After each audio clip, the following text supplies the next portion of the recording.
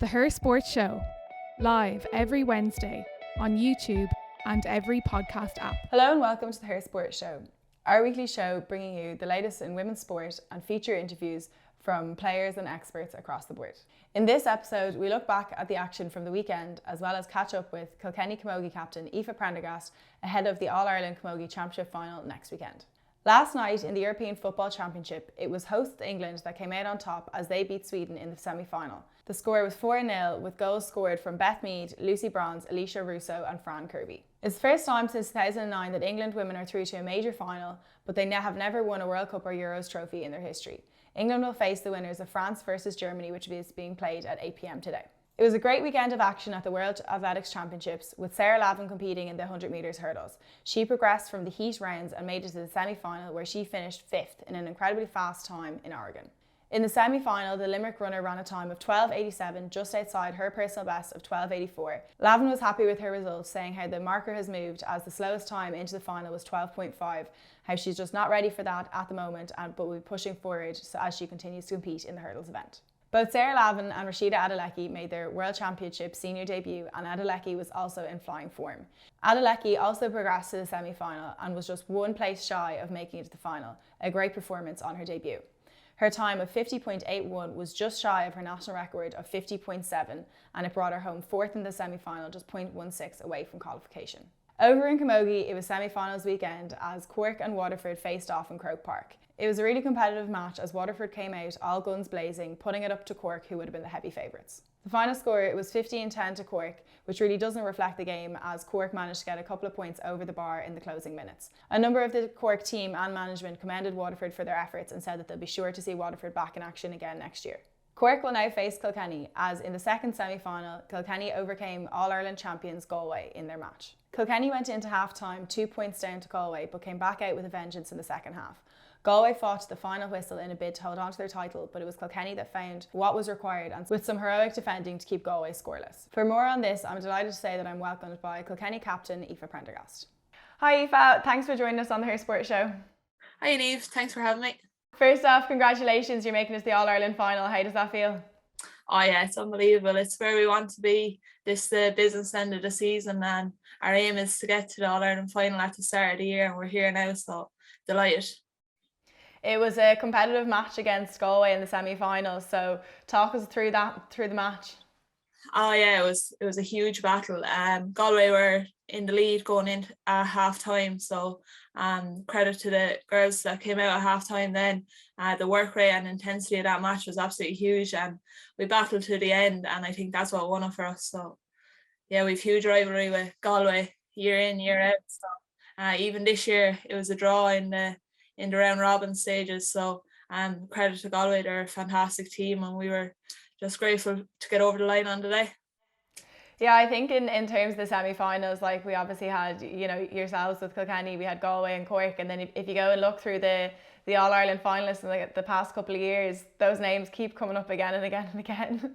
Yeah, I actually think someone said last night there that Kilkenny had been in 8 of the last 10 All-Ireland, so that's huge success, and it just goes to show credit to the county board and everyone in Kilkenny for driving it on.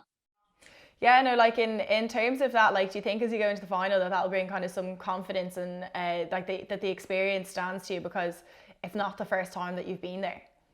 Yeah, look, this is a fresh team and new players step in year out, year in, year out. So look, some girls, this is their first All-Ireland final, so it's just taking advice from the older girls, and it's about enjoying the occasion as well. It doesn't come around too often, so we need to enjoy it, but we need to save all our energy for the match on the day, because it's going to be a huge battle. Absolutely. In terms of the semi-finals, so what is the dressing room like at half-time? You're a couple of points down, and how do you kind of claw that back in the second half? Yeah, look, management had a few words, and it's just about staying confident in ourselves and staying doing what we do. It's about sticking to the process and being confident that that'll get us over the line on today, and I think that's what we done, and we brought huge work rate to the second half. That's something that the lads did say to us at half time, that we needed to bring more work rate and stuff like that, and credit to them. So yeah, that's what was said at half time, and we drove it on from there. Get back out there and get stuck in and get the job done, really. Yeah, In exactly. terms of the final, so obviously you're going to face Cork. The Cork Waterford game was really tight as well, a really competitive game. Did the match teach you or show you anything that you can exploit when you face Cork? Like, how much analysis do you do ahead of the final now? Yeah, look, we kind of leave that to the management. They look at the opposing team and see what we can do and stuff like that. But it's all about focusing on our own game and getting ourselves right. That's the main thing. So that's what we'll be focusing on for the next few weeks. It certainly looks like it's going to be a pretty intense game, because obviously from the Cork perspective, like, they had a good second half as well. I know Waterford put them under pressure in the first half, and you know, if you have the two teams that have the capacity to be very competitive in the second half, it'll certainly make an exciting final. Yeah, definitely. Looking forward to it now. There's going to be huge battles all over the field. So Cork they're a great team. So if we want to get over the line, we really do have to bring our A game, and everyone has to be on form. So that's what we're going to be focusing on. Yeah, no, it certainly will. It'll be a great match. So in terms of the experience, like, we're talking, Kilkenny have lots of experience in All-Ireland finals. You're saying 8 of the last 10.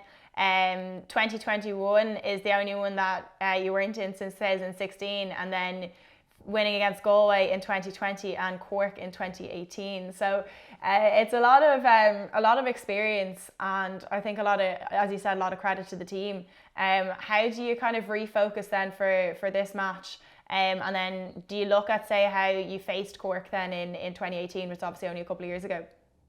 Yeah, look, we'll be kind of looking to last year. Cork beat us in the semi-final, and that was a huge loss for us and huge disappointment in our dressing room that day. So the girls that are still there from last year, even like the new girls in, we need to drive it on. We don't want to be looking down at our boots in the dressing room come that final whistle. So I think we bottled up that hurt from last year, and we need to use that as momentum going into the final.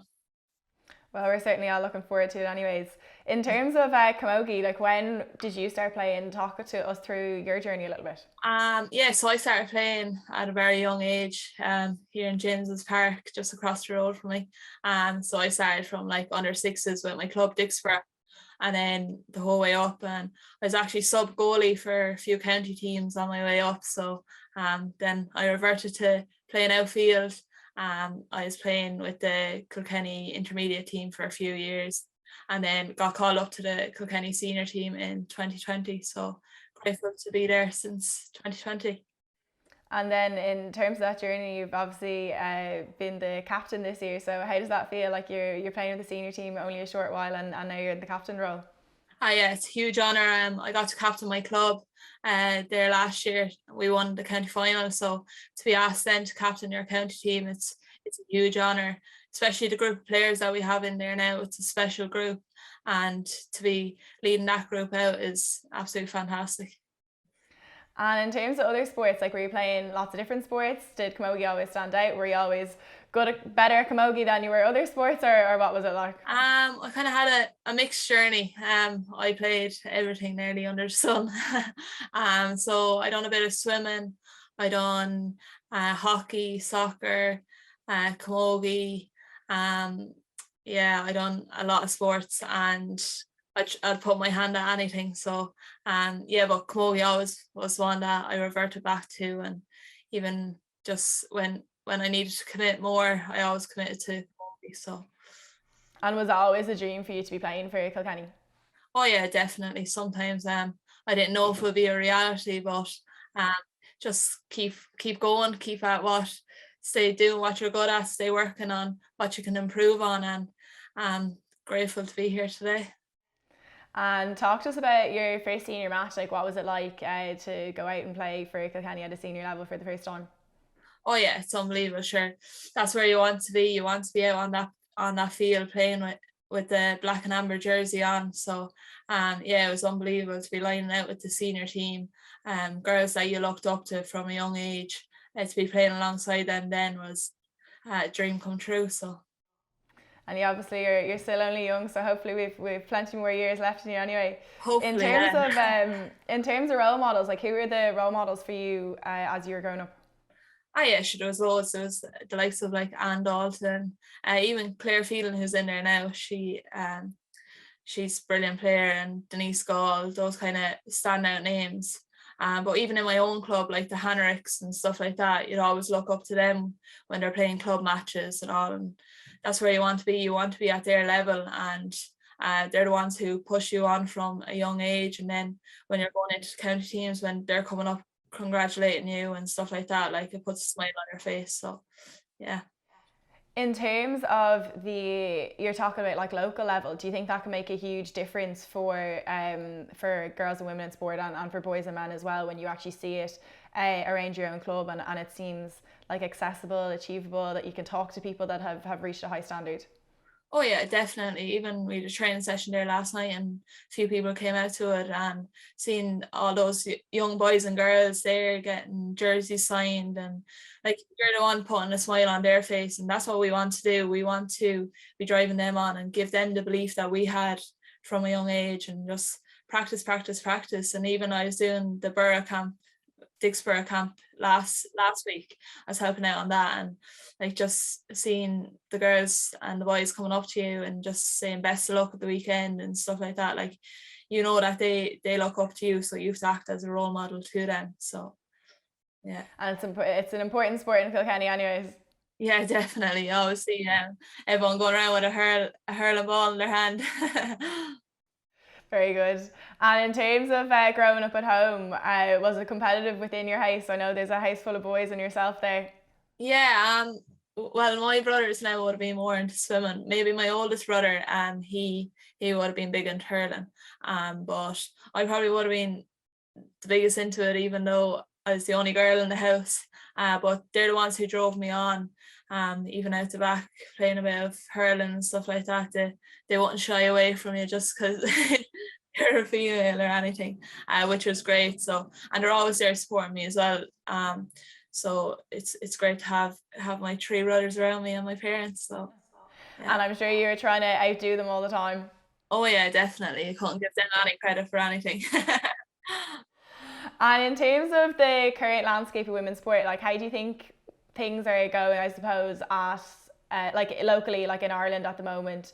Like, do you think we're moving in the right direction, or are there things that we need to improve on, or from your perspective, what do you think it's like? Yeah, look, I think credit to all the media and even to yourselves and Her Sport. You're always driving things on, and the coverage that we're getting now is second to none. It's brilliant. It's progressing every day. Even here in Kilkenny, we had KCLR very good for advertising our matches and stuff like that, and even our club games. There was even coverage around that. There was a podcast and all set up, Come On Kind, and that was great to have that, and even just listen back to the matches and get that coverage, because that's what we want at the end of the day. We want to be promoted, and that's where young boys and girls hear about camogie and hear about females participation in sports. So that's what we want to drive on, and there's still more room for improvement, but hopefully we'll get there. Yeah, it's probably an interesting county to be from and to be representing, because of like the passion for obviously hurling and camogie in the county. And it's interesting that you're talking about like girls and boys and the kind of being role models for them, which is great to hear. So obviously Kilkenny is a great place to be. We do kind of hear other stories around the country, so it's interesting to hear from your perspective that there's positivity from that side. Obviously, in terms of All Ireland finals and semi-finals, the women's matches aren't getting the same as the men's at the moment. We're seeing a huge amount of effort come from the two governing bodies, as well as partners and sponsors that are involved as well. We've seen it kick on from the football side of things. Lidl have put a huge amount of effort into that in the last couple of years, and we're seeing growth with camogie as well. But how do you think we will see a filled Croke Park for an All Ireland camogie final? And if so, when do you think it'll be? That's a tough question now. I do think a lot of work needs to be done to get at that stage. But look, I hope that it does come true. Like I'd love to see Crow Park on All-Ireland final day being filled, no matter what the gender, male or female. So yeah, hopefully, but when that's going to happen, that's a tough question. I don't know. Hopefully sooner rather than later. And I just encourage everyone just to push it and just go support as much as you can. So yeah, hopefully. The thing about the matches are like the quality and the standard of the matches are great, and like obviously the standard of the upcoming final is going to be really, really good, and like the two semi-finals were hugely competitive. So the sport is there for it to be enjoyed, the competitiveness is there, so it's just a matter of you know, making sure that people actually do come and watch the matches, because they certainly won't be disappointed with the games, you know. Yeah, exactly, that's it. It's just about going to a match and seeing what it's all about, and then I think your mindset will be changed from there. Look, I'd encourage everyone to go out and support us. The supporters are who drive us on, so to be there with a filled Crow Park, it'd be absolutely amazing. But yeah, hopefully it happens sooner rather than later, and I think a huge push needs to be given by the Camogie Association and stuff like that. So yeah, hopefully we get there. Yeah, look, it's certainly growing. It's growing year on year for both the sports, which is great, but there is a bit more to be done. So fingers crossed in the next couple of years we'll see it continue that way, and as you said, sooner rather than later we'll see a filled Crow Park. So I guess last question for you is on the match day, what is the preparation like? Will everyone travel up together? How do you settle your nerves? And yeah, like what's the whole experience like? Yeah, so look, we're focusing on training at the moment. There's a huge competition in our camp, so it's about focusing on the next 11 or 12 days, and then the day of the match, yeah, we'll all travel up on a bus together, and we'll calm each other's nerves and stuff. But again, nerves are good, so you need a few nerves to drive you on. But again, we have a great bunch there and fantastic management team, so our preparation hopefully will be on point. Brilliant. Look, we're looking forward to it anyways, so thanks so much for taking the time to chat to us, and best of luck in the final. Thanks a million for having me. Thank you for tuning in to this week's episode of the Her Sport Show. A reminder that you can catch up on this episode and every episode on YouTube, across podcast platforms, and across all our social media channels. If you're enjoying the Her Sport Show, be sure to subscribe on YouTube as well as on all podcast apps.